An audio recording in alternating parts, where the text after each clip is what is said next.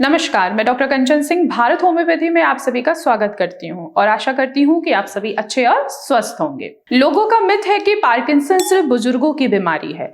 यह बीमारी सिर्फ 60 से 70 साल के लोगों को होती है क्योंकि ज्यादातर मरीज उसी उम्र में दिखाई देते हैं। लेकिन सच्चाई पार्किंसन किसी भी उम्र में शुरू हो सकता है क्योंकि इसका असली कारण उम्र नहीं बल्कि ब्रेन की उन कोशिकाओं का खराब होना है जो डोपामिन नाम का केमिकल बनाती है। यह सेल डैमेज किसी भी उम्र में शुरू हो सकता है, जैसे कि 20 साल की उम्र में भी हो सकता है, 30, 40 या 50 के एज में भी हो सकता है। जब पार्किंसन 40 वर्ष से पहले शुरू हो जाए उसे यंग ऑनसेट पार्किंसन डिजीज कहते हैं।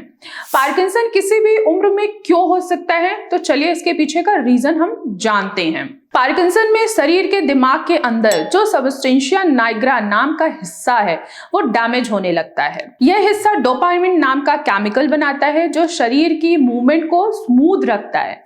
यह डैमेज सिर्फ उम्र से नहीं होता है, अन्य कारणों से भी ये ट्रिगर हो सकता है। अगर पहला हम कारण देखें तो पहला है जेनेटिक कारण, यानी कि परिवार में से अगर किसी को भी है तो वो आप में भी होने की संभावना बढ़ जाती है।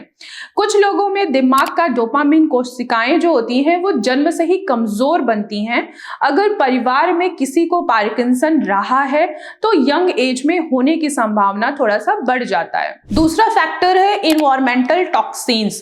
कुछ केमिकल डोपामिन कोशिकाओं को धीरे धीरे नुकसान पहुंचा देते हैं, जैसे कि पेस्टिसाइड्स हो गया, हैवी मेटल्स हो गए और इंडस्ट्रियल टॉक्सिन्स हो गए, उनमें ज्यादातर देखने को मिलती है। एंड तीसरा जो रीजन होता है, फैक्टर होता है, रिस्पॉन्सिबल होता है, वो होता है हेड इंजरी या ब्रेन ट्रोमा हो गया है। बार बार अगर सर पे चोट लग रही है, दिमाग में इंफ्लेमेशन बढ़ रहा है और डोपामिन न्यूरॉन्स जल्दी डैमेज हो रहे हैं, तो ये भी एक फैक्टर होता है। एज से पहले आपको पार्किंसन हो सकता है। चौथा जो फैक्टर होता है वो होता है ऑक्सीडेटिव स्ट्रेस। कुछ लोगों में दिमाग में जो फ्री रेडिकल्स जो होते हैं वो ज्यादा बनते हैं, जिससे न्यूरॉन्स जल्दी ब्रेक डाउन होते हैं और पार्किंसन होने का खतरा जल्दी बढ़ जाता है। तो आइए समझते हैं कि पार्किंसन के जो शुरुआती सिम्टम्स होते हैं, मूवमेंट से हम कैसे पहचान सकते हैं। अगर हम मोटर सिम्टम्स की बात करें तो हाथ पैर में कंपन होगा, यानी कि ट्रिमर्स होंगे, कठोरता यानी कि रिजिडिटी बढ़ जाएगी, शरीर की जो स्पीड है वो कम होने लगता है जिसको हम ब्रेडिकाइनेसिया कहते हैं, चलने में परेशानी होगी, बोलने और बैठने में भी प्रॉब्लम महसूस होती है पेशेंट्स को। अगर हम नॉन मोटर सिम्टम्स की बात करें तो उसमें क्या होगा कि कब्ज होगा, घबराहट होगी, आपका नींद डिस्टर्ब हो सकता है, डिप्रेशन में आप जा सकते हैं, आपको किसी भी चीज का स्मेल नहीं आएगा जिसको हम लॉस ऑफ स्मेल कहते हैं, या आपको बहुत ज्यादा थकावट यानी कि फटीग होगा।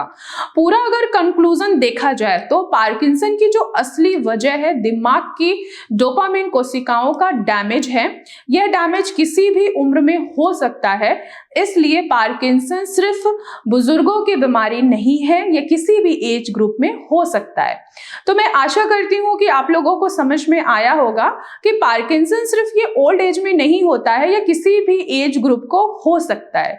तो आज की वीडियो में बस इतना ही, फिर मैं मिलूंगी नेक्स्ट वीडियो में। तब तक के लिए धन्यवाद।